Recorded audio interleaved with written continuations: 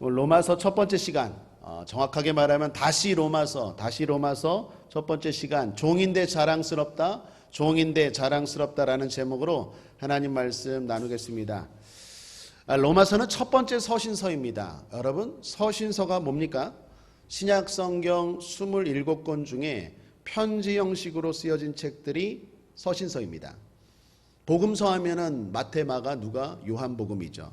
역사서 하면은 사도행전이죠. 그 다음부터가 서신서입니다. 물론 계시록은 묵시서, 계시서라고 하기도 하죠.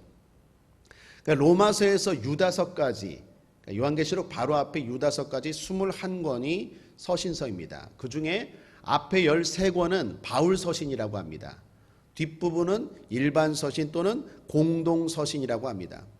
바울서신은 바울이 기록했다라고 해서 바울서신이라고 합니다. 그리고 그 안에 있는 13권의 서신들의 제목은 수신자들의 이름입니다. 예를 들면 로마서 하면 바울이 썼는데 바울이 로마 교회에 쓴 편지, 고린도서 하면은 바울이 썼는데 그 대상이 수신자가 고린도 교회, 그래서 수신자의 이름이 성경책 이름이 된 것이다 라는 것입니다. 그럼 일반 서신은 수신자가 특정인이 아닙니다. 그냥 모든 일반 사람들에게 해당되는 편지다 해서 일반 서신, 공동 서신이다 라는 것입니다. 그런데 주목할 건 이 서신서 두 줄 중에서 제일 첫 번째로 나오는 책이 로마서입니다. 역사서 사도행전이 끝나고 바로 다음에 나오는 책이 로마서입니다. 이유가 뭘까요? 제일 먼저 쓰여졌기 때문에? 아닙니다. 바울이 제일 먼저 쓴 거는 데살로니가 전서입니다. 서신서 전체적으로는요, 야고보서가 제일 먼저 쓰여졌습니다. 그러면 사도행전이 끝나고 야고보서나 데살로니가 전서가 나와야 되는데 왜 로마서가 나왔을까요? 간단합니다. 중요하기 때문에. 이거에 대한 이견이 없습니다. 그만큼 성경 중에 성경, 반지로 치면 그 반지 안에 박힌 다이아몬드, 보석과 같은 책이 바로 로마서입니다. 이 로마서를 읽고 변화된 사람들, 변화된 교회 너무나 많습니다. 이 로마서 한 권만 있어도 설령 만약에 이 모든 성경이 사라진다고 해도 이 로마서만 남아 있어도 구원받는 데는 지장이 없다라고 할 정도로 완벽한 책이 로마서다라는 것입니다. 앞서 말씀드린 것처럼 우리가 로마서를 세 번째 나누고 있습니다. 바라기는 부족한 저지만 하나님이 성령으로 보완하시고 역사하여 주셔서 이 로마서를 통해서 여러분의 믿음이 더 굳건하게 되기를 주님의 이름으로 축원합니다. 우리는 앞에 수요 예배 때 사도행전을 나누었죠. 거기서 바울이 3차 전도 여행을 할 때입니다. 그때 고린도에 잠깐 머물게 되죠. 그때가 겨울이었습니다. 거기서 바울이 쓴 책이 로마서입니다. 로마 교회에 편지를 썼다라고 할 때 그 책이 바로 로마서입니다. 바울은 로마에 가고 싶은 마음이 간절했지만 어찌된 이유인지 길이 잘 열리질 않았습니다. 그래서 편지부터 보낸 것입니다. 이 편지는요, 바울이 직접 쓴 게 아니라 구술로 썼습니다. 그러니까 말을 한 거예요. 그리고 그 말을 받아 쓴 사람이 더디오입니다. 비서 더디오가 받아서 대피를 한 거예요. 그때 바울의 나이가 50대가 넘었습니다. 그 당시 때 50대면 나이가 많은 거예요. 더군다나 선교 여행, 전도 여행으로 바울이 대단히 약해져 있었습니다. 그리고 이 편지를요, 여자 집사 편에 로마로 보냅니다. 그 여자 집사가 그 유명한 베베입니다. 여집사 베베. 여러분, 여기서 우리는 놀라운 은혜, 놀라운 교훈을 얻는다고 생각합니다. 연약함을 통해서 위대함이 탄생했습니다. 성경 중에 성경이라고 불리우는 가장 중요한 책이 바울이 연약할 때 연약한 사람의 손과 연약한 여인의 발걸음, 손길을 통해서 전달되고 그리고 완성되었다. 이건 우리에게 큰 도전을 줍니다. 약합니까? 그래서 난 쓰임받지 못한다고요? 약합니까? 그래서 하나님의 일 못한다고요? 이유가 되지 않아요. 오히려 약함이 하나님 앞에는 더 영광 돌리는 일이 될 수 있는 거예요. 여러분, 솔직히 위대한 목사님들 보십시오. 위대한 목사님들 치고 뭐 이렇게 대단한 분 아님, 몸이 약하거나 학벌이 별로 좋지 않거나 그런 분들이 오히려 더 크게 쓰임 받지 않습니까? 뭐 이 시대에도 그렇지만 물론 꼭 그렇다는 건 아니지만 강한 사람들도 강한 대로 쓰임 받지만 중요한 건 약하다고 그게 핑계가 될 수 없다라는 거. 오히려 약함이 하나님 앞에 붙들리면 더 하나님 앞에 큰 영광이 돌리는 거예요. 그래서 성경의 인물들도 보십시오. 아브라함은 우상 집안의 후손이죠. 다윗은 막둥이 하카톤 멸시받던 자이죠. 예수님의 12제자들도 보십시오. 하나같이 어떻게 해요? 학력도 무학이고 그들이 다 주님 앞에 사로잡힌 바 되어 위대하게 쓰임 받았다라는 것입니다. 놀라운 로마서가 바울이 가장 약할 때 그냥 말로 할 수밖에 없을 때 그것도 여자 손에 들리어서 그 로마에 전달되었다. 이건 하나님의 놀라운 섭리요 역사입니다. 여러분 지금 약합니까? 지금 힘듭니까? 오히려 기대하십시오. 하나님이 여러분의 약함을 통해서 놀라운 일을 이루실 줄 믿습니다.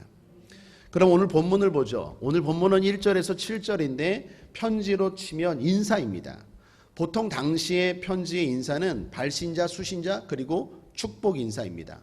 이렇게 구성되는데 발신자는 누구죠? 바울이겠죠. 수신자는 로마 교회입니다. 그런데 주목할 것은 바울이 자신에 대해서 소개한 장면입니다. 뭐라고 소개합니까? 예수 그리스도의 종이라고 소개합니다. 여기서 이 종이라는 단어 여기에 주목해야 됩니다. 이 종은 대단히 충격적인 단어입니다. 그걸로 자기를 소개했다라는 것은 놀라운 일입니다. 당시 로마 인구의 절반가량 약 66만 명이 종이었다고 합니다. 당시 영화에서나 보면 시장에 가면 종, 노예를 살 수 있죠. 주인이 가격을 흥정합니다. 그리고 원하는 가격에 원하는 종에 가서 귀에다가 이렇게 귀걸이를 걸어요. 귀걸이를 찍어요. 여기에다가 이름을, 주인 이름을 쓴 귀걸이를 이렇게 찍어요. 여기다가 찍으면 그 순간부터 그 종은 그 주인의 소유가 됩니다. 인격 없습니다. 권리 없습니다. 그냥 소모품이 됩니다. 당시 종이 어떤 존재였는지 이런 말이 있습니다.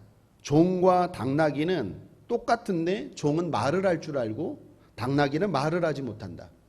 그러니까 거의 당나귀와 노예, 당나귀와 종은 똑같이 여겨지는 상황입니다. 그런데 대단한 석학 바울이, 대단한 로마 시민권자 바울이 자기를 뭐라고 소개합니까? 종이라고 소개합니다. 이걸 로마 교회 성도들이 그리고 주변 사람들이 당시에 봤을 때는 대단히 놀라운 사건입니다. 여러분 그럼 바울은 왜 자기를 종으로 소개할까요? 그것도 자랑스럽게, 그것도 로마서 1절 첫 스타트가 그겁니다. 예수 그리스도의 종 바울은 자랑스럽게 기쁘게 당시에 다 꺼려하는 그 단어, 꺼려하는 그 신분을 바울은 왜 이렇게 당당하게 자랑스럽게 소개할까요? 예수님이 누구신지 제대로 알았기 때문입니다. 사랑하는 여러분, 교회를 다니면서 아직도 예수님을 제대로 모르는 사람들이 한국교회 안에 많이 있습니다. 목사님들 가운데도 있는 것 같아요. 예수님이 누구인지 제대로 알게 되면 이런 것이 오히려 자랑스럽고 기쁨이 됩니다. 자, 그렇다면 예수 그리스도를 어떻게 제대로 알 수 있을까요? 이거는 모든 교회, 모든 사람들에게 공통되는 절차인데 크게 두 가지입니다. 첫 번째는 만남입니다. 알다시피 바울은 예수 믿는 자를 핍박하던 사람이었습니다. 그런데 바울이 핍박하러 다메섹이라는 곳을 가는 도중에 주님을 만나죠.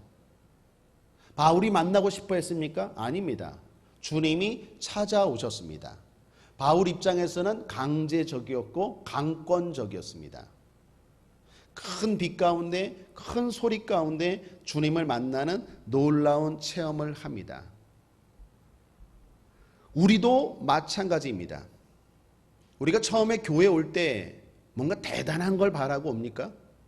뭐 그렇게 올 때도 있죠. 그런데 대부분 사람들에게 이끌리거나 아니면 어떤 문제가 생기거나 아니면 어떤 질병에 있거나 아니면 어떤 마음의 큰 해결을 받기 위해서 흔히 말하는 고통의 멍에를 벗기 위해서 자발적이기보다는 하나님의 인도하심 가운데 우리가 주님 앞에 교회에 오게 되죠.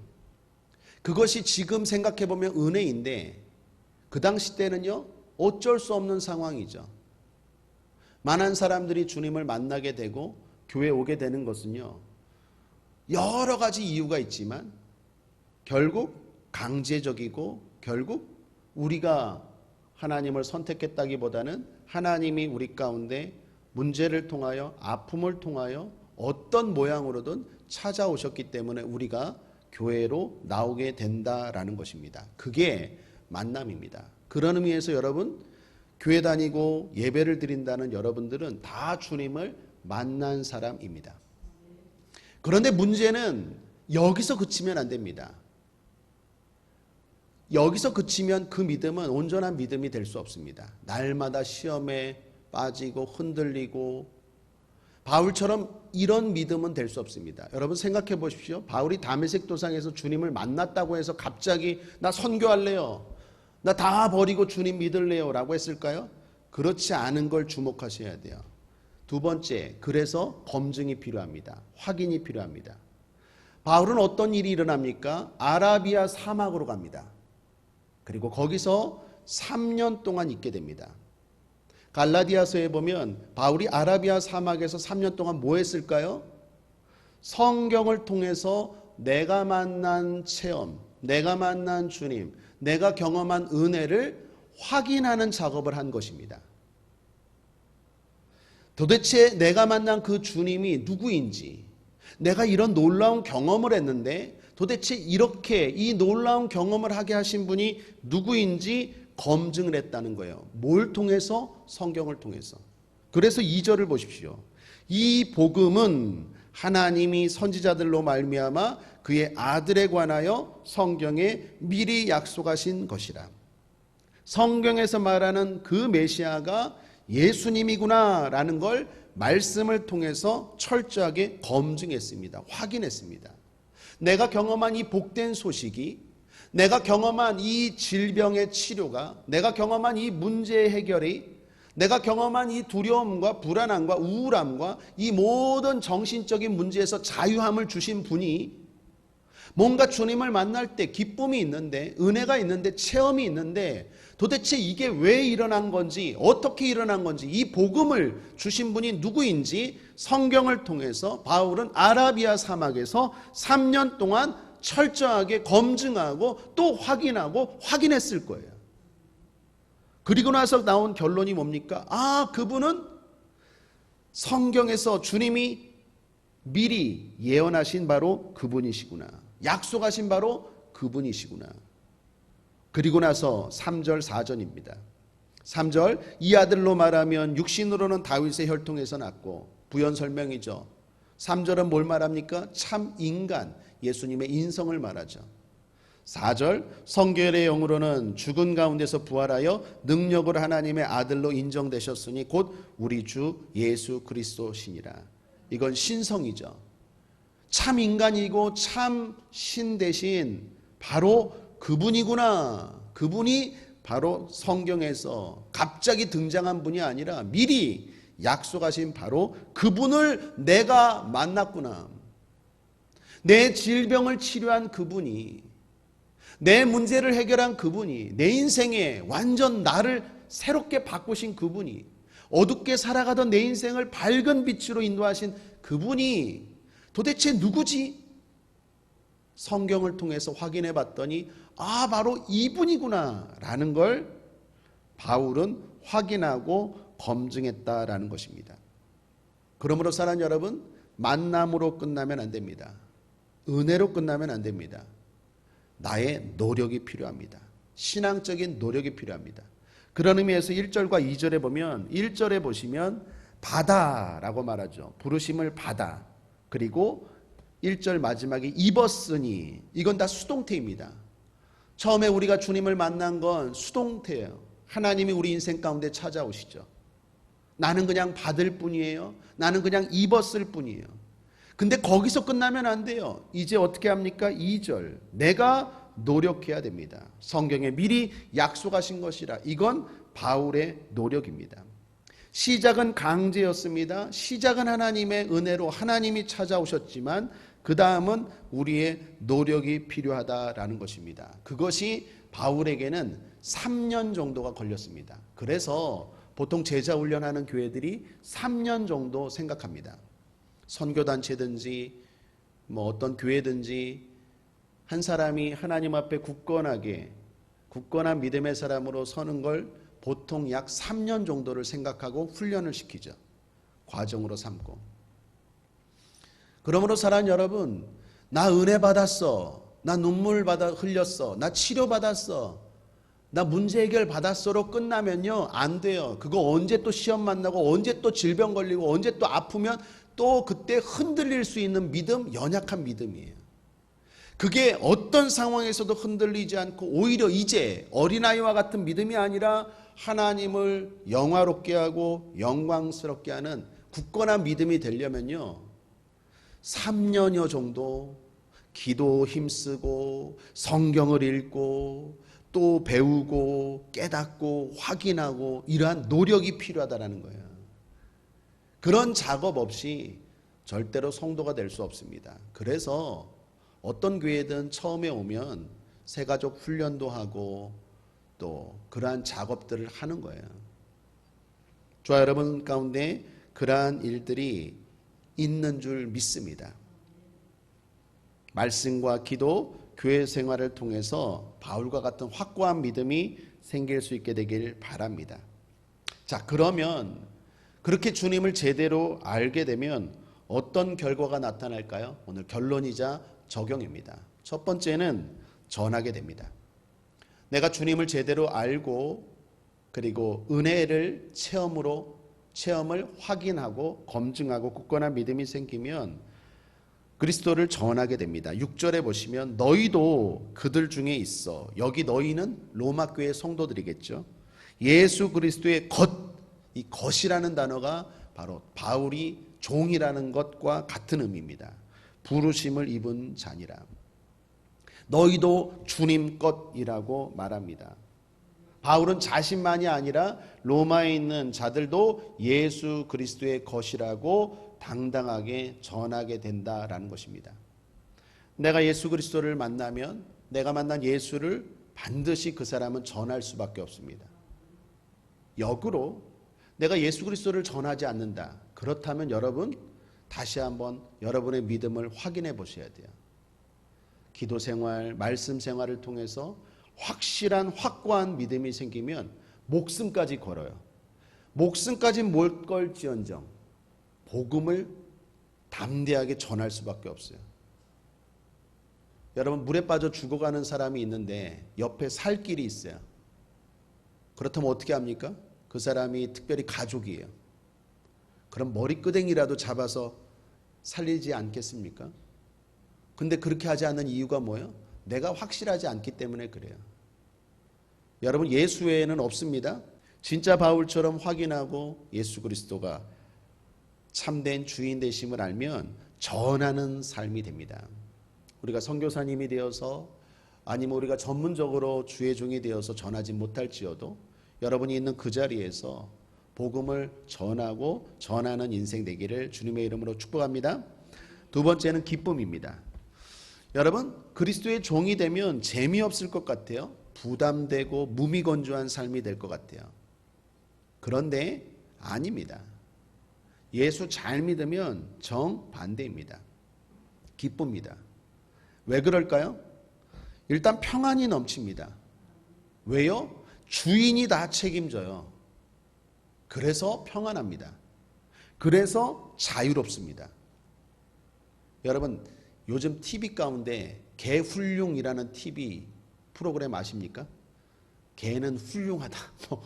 그런 프로그램이 있어요. 저도 개는 반려견 참 좋아하는데 거기 개들 보면 야 어쩔 땐 솔직히 나도 저런 개 되고 싶다. 주인이 너무 잘해줘요. 내 팔자보다도 더 상팔자인 것 같아.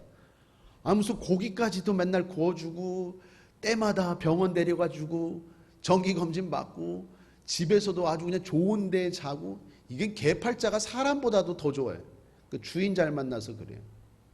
여러분 우리 인생의 주인은 예수예요. 여러분의 직장 다니는 사장님도 아니고 여러분이 알고 있는 스승님도 아니에요. 우리의 인생의 주인을 제대로 삼아야 돼요. 제대로 된 주인을 제대로 만나면 그 인생은요, 어떤 인생보다도 복된 인생이고 평안한 인생입니다. 저는 주변 사람들이 예수 잘 믿으면 재미없어 라고 말하는 게 제일 안타까워요. 예수 제대로 믿어보십시오. 진짜 재밌습니다. 평안하다니까요. 자유롭다니까요. 걱정할 필요가 없어요. 주인이 다 책임진다니까요. 그때그때마다 만나와 메추라기를 공급하시는 하나님을 믿는데 내가 뭐가 걱정이에요. 그때마다 구름기둥 불기둥으로 사망의 음침한 골짜기에서도 지켜주시는 주님을 믿는데 뭐가 들었겠어요. 지팡이와 막대기로 나를 안위하시고 보호하시는 주님이 함께 하시는데 뭐가 염려겠습니까? 그러므로 예수 그리스도의 진짜 종이 되면 기쁩니다. 항상 기뻐하라, 쉬지 말고 기도하라, 범사에 감사하라. 이는 그리스도 예수 안에서 너희를 향하신 하나님의 뜻이기 전에 주님을 제대로 만나면 그렇게 살려고 노력하지 않아도 자연적으로 우러나요. 사랑하는 여러분, 기쁩니까? 아멘. 진짜 주님이 주인 되면 내가 기쁘게 살아야지, 기쁘게 살아야지가 아니라 그냥 자동적으로 기쁘다니까요. 주님이 다 평안하게 그때그때마다 말씀하시고 위로하시고 예비되었다고 하시고 주시는데 뭐가 걱정이고 뭐가 염려고 뭐가 재미없겠습니까? 기쁩니다. 마지막 세 번째, 축복입니다. 여러분 7절을 보십시오. 로마에서 하나님의 사랑하심을 입고 성도로 부르심을 입은 모든 자에게 하나님 우리 아버지와 주 예수 그리스도로 쫓아 은혜와 평강이 있기를 원하노라. 여러분 성경을 보면요, 바울이 또 하나님의 사람들이 축복하는 장면이 많이 나옵니다. 이것은 바울의 자신감인 동시에 하나님이 또한 이것을 사용하십니다. 성경은 우리의 혀에 권세가 있다고 하죠. 맞습니다. 그런데 믿는 자에게는 더욱 그리합니다. 주님이 책임을 지십니다. 여러분 야곱을 보십시오. 야곱이 자녀들을 축복했는데 하나님이 그 축복한 대로 역사하시잖아요. 민수기 6장에 보면 아론이 축복하고 하나님이 축복하십니다. 민수기 6장 27절에 그들은 이같이 내 이름으로 이스라엘 자손에게 축복할지니 내가 그들에게 복을 주리라. 내가 그들에게 복을 주리라. 하나님이 내 축복을 사용하시고 내 축복한 대로 일하세요.